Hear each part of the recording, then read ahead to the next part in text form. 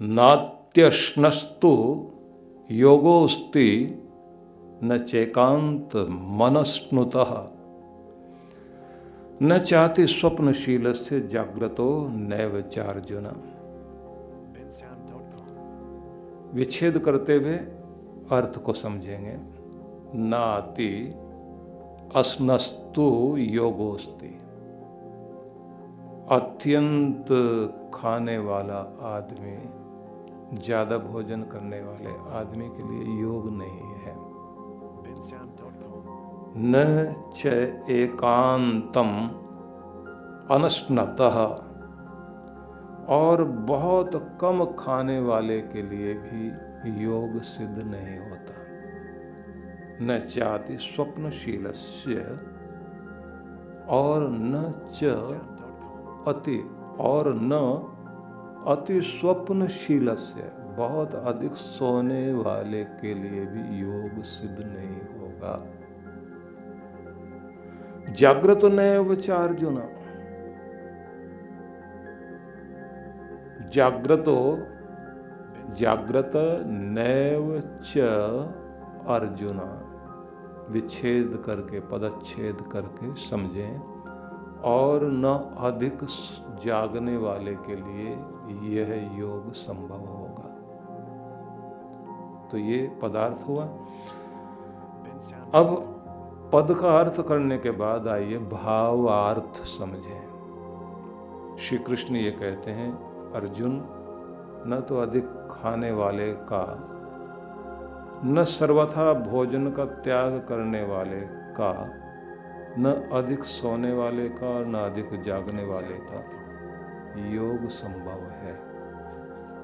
तो फिर किसका संभव है? तो इसके संबंध में फिर 17वां श्लोक कहा, युक्ताहार विहारस्य युक्त चेष्टस्य कर्मसु युक्त स्वप्नावबोधस्य योगो भवति दुःखः। अब शब्द देखिए कितने कमाल के प्रयोग किए। युक्त आहार विहारस्य, जिनका उचित परिमाण में नियमित आहार है,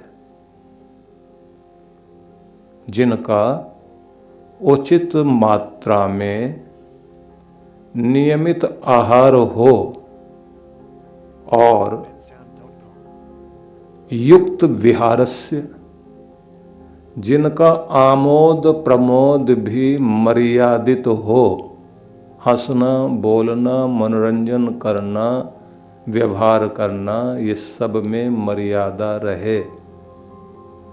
युक्त चेष्टस्य कर्मसु, कर्मसु चेष्टस्य युक्त, कर्मों में जिनकी चेष्टाएं बहुत ही संतुलित, मतलब कार्य करने की जो आदतें हैं, चेष्टाएं हैं, उनमें यथा योग्य संतुलन जिनका बना हुआ है। और फिर आगे शब्द कहते हैं, युक्त स्वप्न अवबोधस्य, युक्त स्वप्न मतलब जिनका नींद लेना और जागरण भी, जागना भी, जिनका बहुत ही संतुलित मर्यादित और व्यवस्थित है। युक्त स्वप्न अवबोधस्य, अवबोध जागरण, स्वप्न मतलब नींद, उचित मात्रा में नींद और उचित मात्रा में जागरण।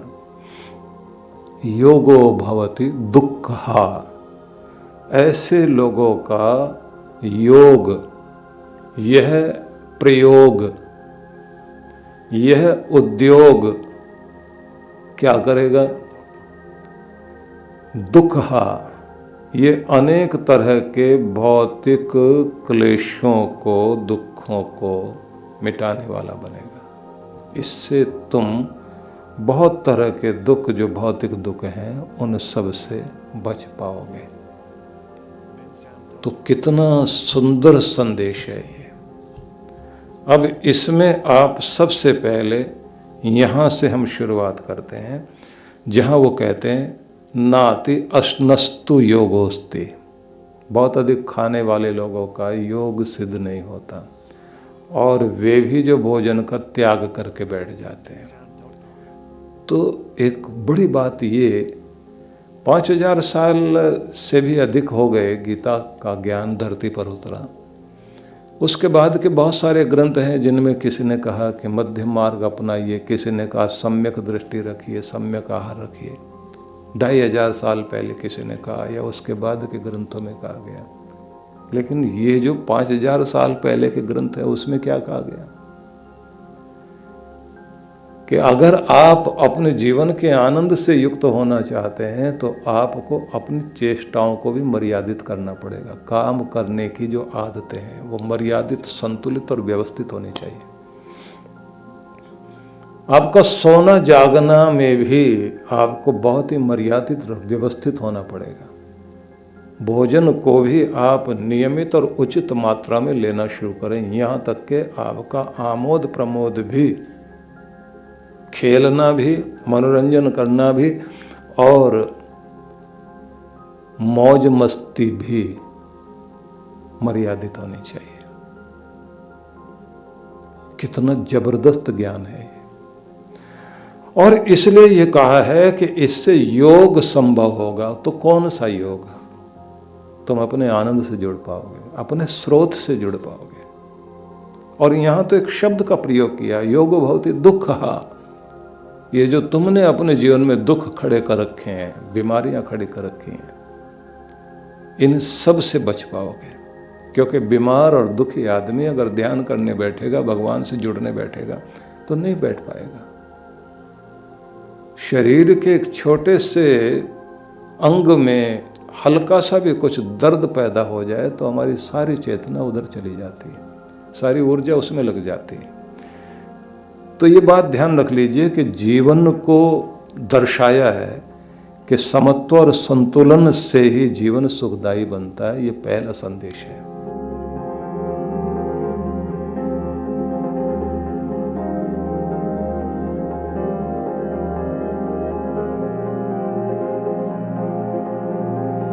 bensound.com